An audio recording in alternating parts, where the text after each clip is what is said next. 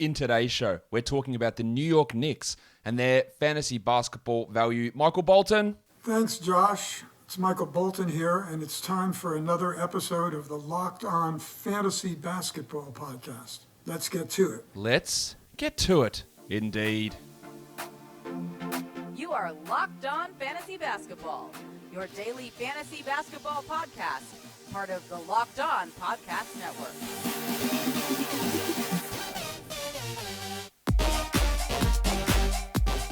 Hello and welcome to the Locked On Fantasy Basketball Podcast, brought to you by Basketball Monster. My name is Josh Lloyd, and I am the lead fantasy analyst at basketballmonster.com and at Yahoo Sports Australia. And you can find me on Twitter, as always, at redrock_Beeble, and on Instagram at Locked On Fantasy Basketball. We are here to talk about the New York Knicks, but just 2 minutes before I started recording this, there was news about TJ Warren and his foot injury, so just a quick mention of that. His foot fracture is not healing well. He is notoriously a slow healer. We've seen from his ankle and head injuries back in Phoenix. But this injury happened like the first week of January. And it is not healing, and he is out indefinitely. I would not draft TJ Warren. I don't know when he will be back. He might be back at the start of December. He might be back in January. Just do not draft him. He is a slow healer, and players entering the season, unless you get them at a significant discount, and we know when they're coming back, like I did in the mock draft yesterday with Pascal Siakam, where, if he comes back in November and I got him at pick 100 or whatever it was, I'm happy with that. Is someone like TJ Warren who's going to come back and be on a minutes limit and have back-to-backs because it is sitting back-to-backs because it is his foot, not an upper body injury. To me, that's just an absolute no-go. No interest in drafting TJ Warren at all. It boosts Brogdon, it boosts Levert, it boosts Sabonis. Probably doesn't impact Turner too much. It boosts Justin Holiday into deeper league consideration. It improves the value of Chris Duarte, probably even O'Shea Brissett as well. Not that Duarte and Brissett are 12-team league guys, but they do get a little bit of a bump there as well. But just a little bit of an update there on the TJ Warren scenario. But now, let us talk New York Knickerbockers. That is what we're here to talk about today. We're going to talk about that from a fantasy point of view. Their schedule is pretty good, actually. 53 quality games. It's a really good number for the Knicks, above average there, and a league-low 12 back-to-backs, which is great news considering that their maniac head coach will play everyone absolutely through the arse in terms of their minutes, and they've got a bloke who's got rooted knees in Kemba Walker. So the 12 Tibbs is going to try and play him through the back-to-backs anyway. But the fact that they only have 12 of them is great news.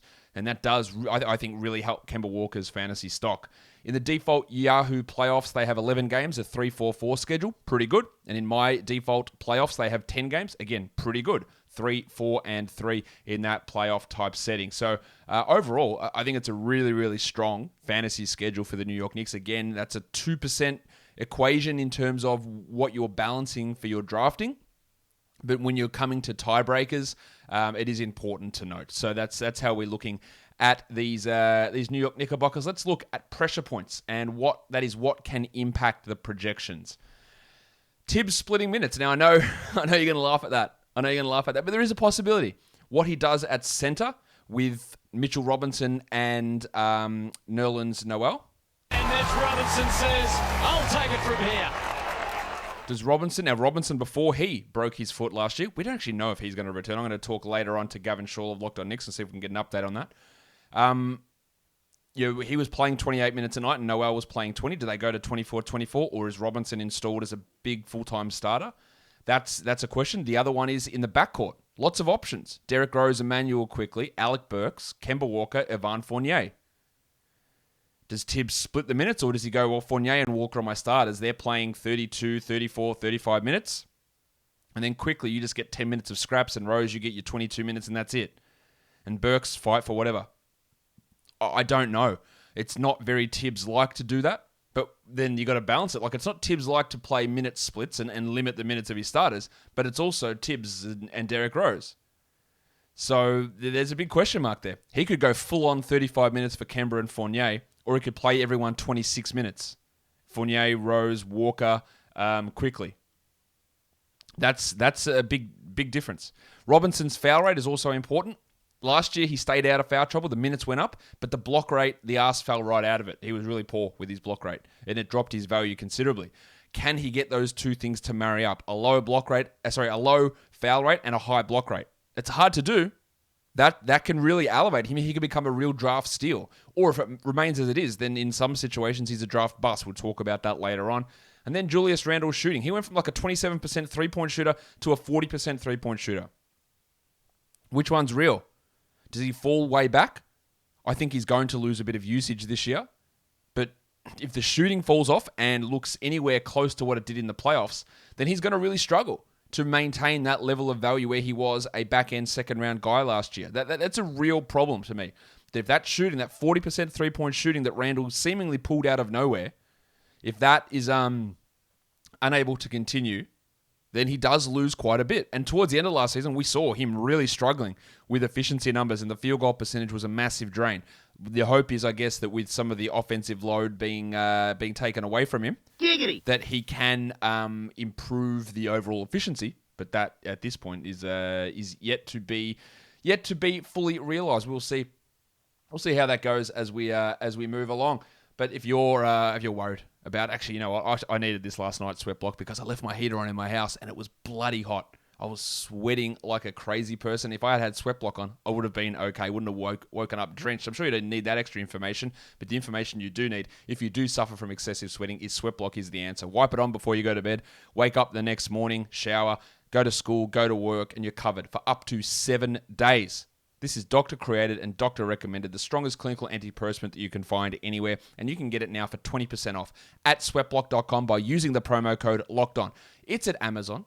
It's at CVS. Sure, no worries. But 20% off, who doesn't want to save that extra money? Go to sweatblock.com, use the promo code LOCKEDON to get your hands on some of the strongest clinical antiperspirants you can find at sweatblock.com.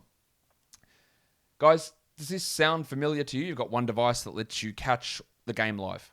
Another where you stream your favorite shows. You watch your sports highlights on your phone, and then you got your friends log in to watch the other good stuff. There's just so much happening. Well, I'm going to tell you about a simple way to get all of your entertainment you love without the hassle, and a great way to finally get your TV together. It is called Direct TV Stream, and it brings your live TV and on-demand favorites together like never before. So you can watch your favorite sports, movies, and shows all in one place. That means no more juggling remotes and no need to buy another device ever again. And the best part, there's no annual contract. So get rid of the clutter and the confusion and get your TV together with Direct TV Stream. You can learn more at directtv.com. That's directtv.com. Compatible device required. Content varies by package. Let's look at some breakout candidates. Got two guys on this list. I'm less certain about one of them, and that is Immanuel Quickley. Quickley, I guess, gained the hearts and the minds of New York Knicks fans last year. I hated the pick when it was made, and I was wrong.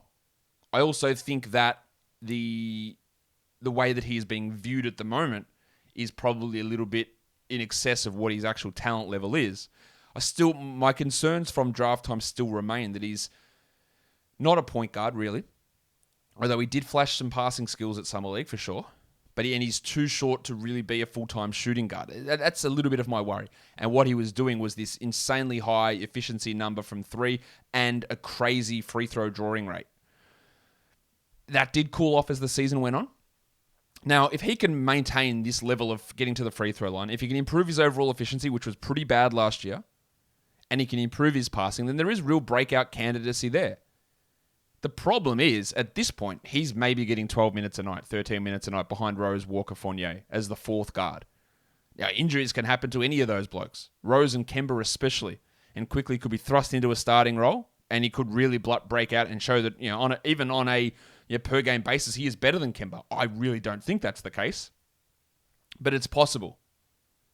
But he's one of those guys that could be playing very few minutes and also at the same time really overrated by people who look at his long-term value. RJ Barrett's the other one as he heads into his third season. Barrett has never been a great fantasy guy for category leagues. He's a much better points league player, like you're talking 20, 30 spots better in points leagues because he struggles overall with efficiency. That's been a problem for him for a long time. Not a long time, his whole career, which has been 2 years. 44 from the field, 75 from the line. He hit 40% of his threes, which maybe that's real, maybe that's not. But overall, the 2-point finishing is bad. The free throws aren't particularly good, although they did improve as the season went on. And that limits what he does. Also, very comically low steals, comically low blocks, not great assists, not great rebounds. And his free throw 3-point volume is not particularly high either.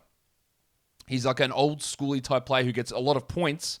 And we look at those numbers. Like, look at that 3-point percentage. Look at his scoring numbers. And then everything else for fantasy doesn't contribute huge amounts. But maybe it comes together. Maybe he does maintain 40% 3-point shooting. And he's able to up the volume, double the volume.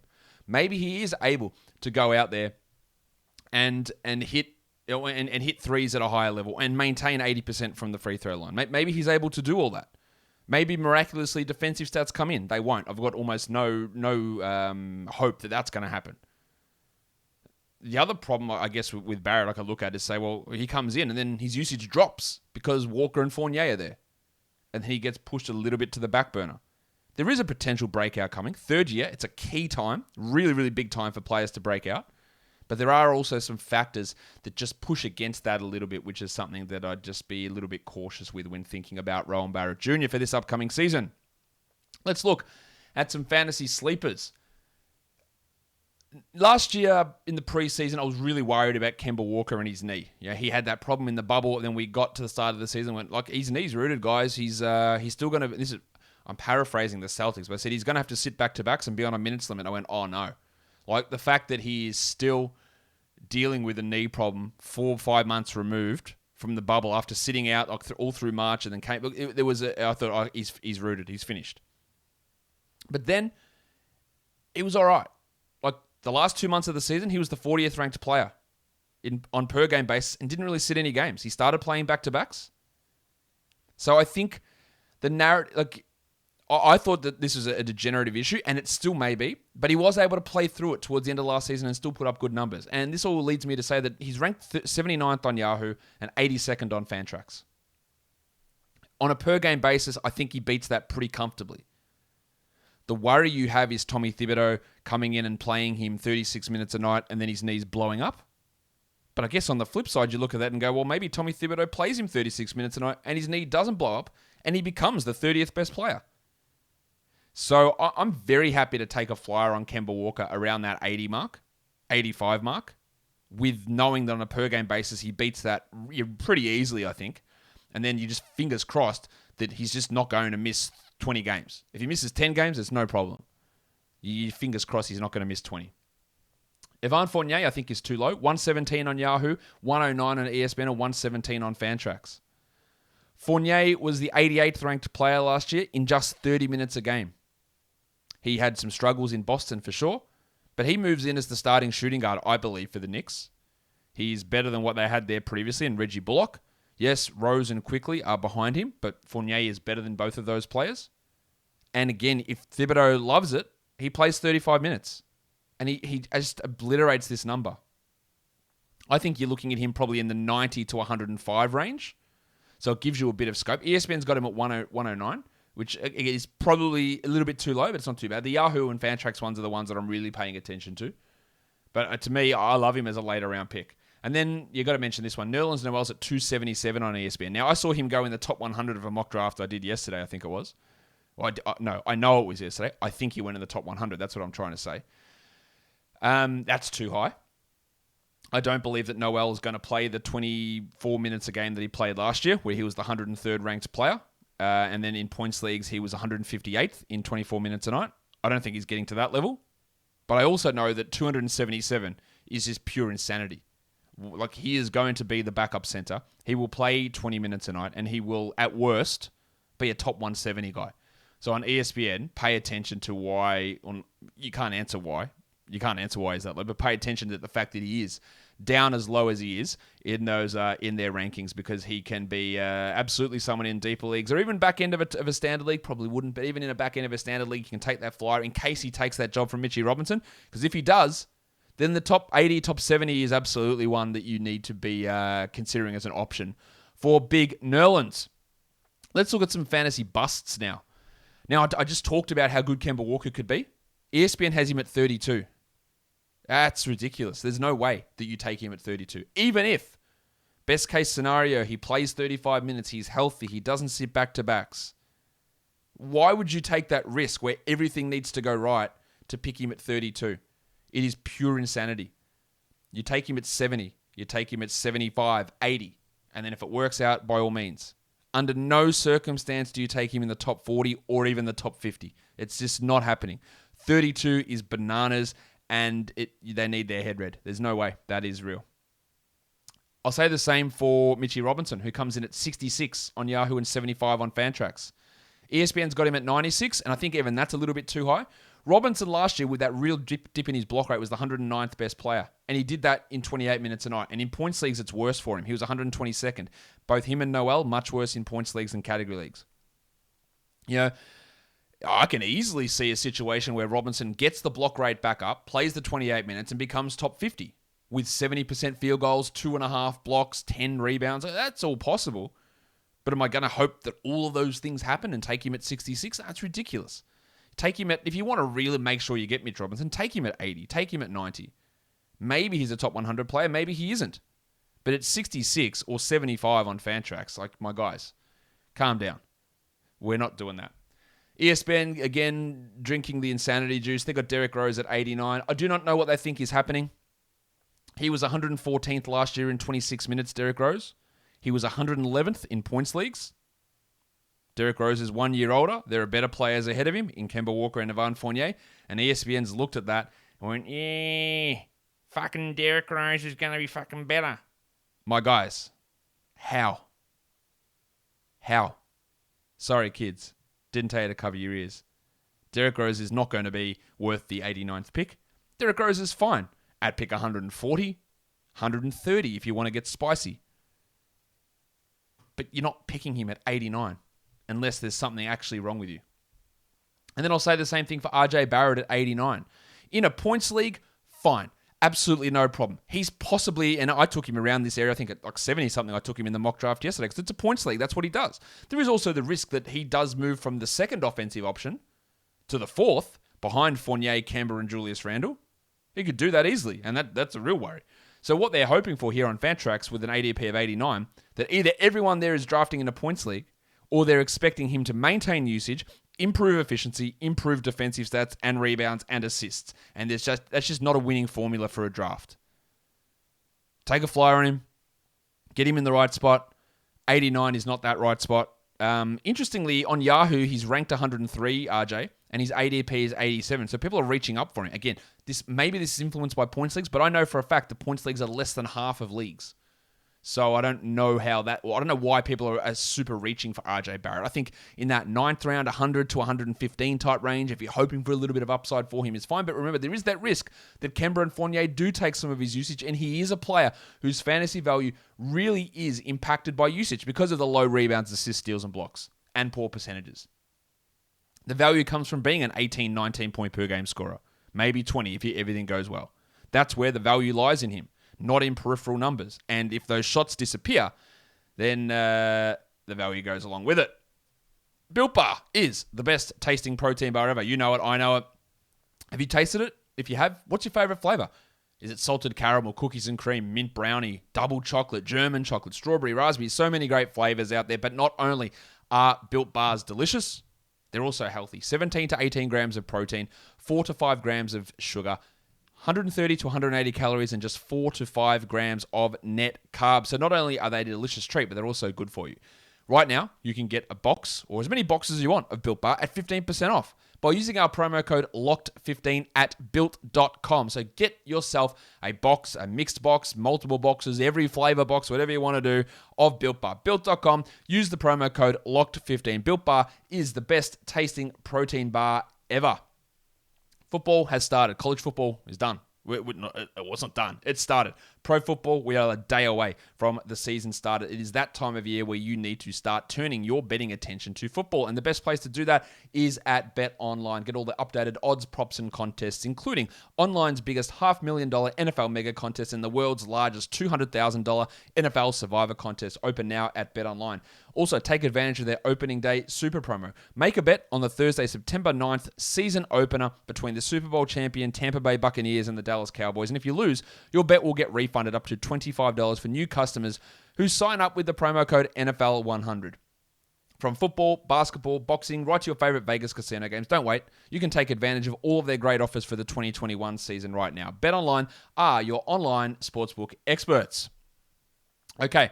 Let's have a look at some deep league flyer types or guys that we might consider for the last pick in a standard league. I think Immanuel Quickley, and Alec Burks, two guys who, if they do get the minutes, they will produce. That's just more deeper league type stuff. Yeah, their pathway to getting those big minutes isn't exactly there at the moment, so I guess you got that concern. But if injuries do occur and news pops up that Walker's hurt or Rose isn't going to play or whatever's going to happen, just watch those guys. They are going to have some pretty solid deep league numbers. And then the one who's really just a flyer is Juice McBride. Really loved him as a player coming into the draft. Thought he should have been a first-round pick. I think the Knicks got him for a steal in the second round. He's a tenacious defender. Yeah, the difference between him and number 9 overall pick Davion Mitchell as a defender is very negligible to me. Generates steals at a high rate, which is great for fantasy. I think he can hit the 3-ball, can play a little point guard. Now, the depth chart is pretty crowded with Kemba, with Rose, with Luka Vildoza, with someone else, Immanuel Quickley, all ahead of him. But McBride is a guy that, if injuries strike, he can play his way into Thibodeau's good books just because of how good his defense is. And he's just a name to watch in those deeper league formats. Let's go through the rest of these players now, starting with the double royal, Julius Randle.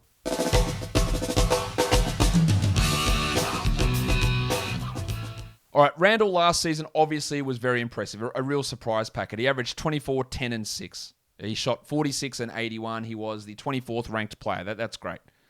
I think there is going to be a drop-off in Randle this year because, again, you are replacing Alfred Payton and Reggie Bullock with Evan Fournier and Kemba Walker, much higher usage players. That will fingers crossed, help Randle's efficiency, so he doesn't have to take as many contested shots and run everything, but it will have an impact on his assist numbers and his usage numbers. So I expect the points and the assists to come down, with the field goal percentage hopefully going up. The swing skill, as I mentioned earlier, is his 3-point percentage. If that doesn't maintain around the 40 number, then there is a drop. I still think he's ranked probably fairly. 25 ADP on Fantrax, 22 on Yahoo, 23 on ESPN. That's right around the area he was last year. Again, if he dropped to be the 30th best player this year, or even the 40th, I wouldn't be massively surprised. Just because if that drop in usage, which I think is like a 90% chance of happening, a drop of assists, which is like 90% chance of happening, if both of those things do happen, but the projected increase in efficiency doesn't, which is maybe a 50-50, then he's going to drop off. But around that second round, third round type area is totally fine for Randle. I've got no problem with taking him there. He was 16th in a points league last year. I think he falls a little bit, maybe back end of the second round in that 18 to 22 sort of range. I think that's totally fine, but maybe not pushing towards that middle to top end of the second round where he was last season. Taj Gibson played way more than anticipated last year because of Mitchell Robinson's injury, but as much as Thibodeau loves him, he is 36 and he's the third string center and he won't play most nights. If Robinson and Noel are out there and healthy, Gibson won't play. So there's not much to look at there. Same with Obi Toppin because where's the role? I don't want to hear any more about Obi-Wan. Toppin played 11 minutes a game last year, and I have read some Knicks people saying, "Wow, yeah, Obi, look how well he scored in summer league. That's gonna let Tom, ease off the minutes for Randle, and he can give a few more to Julius Randle, to Obi Toppin. Have you ever met Tom Thibodeau? He is not, again, going to take the minutes away from his best player to give it to a bloke who sucks at defense because he can do big dunks occasionally. It's just not going to happen.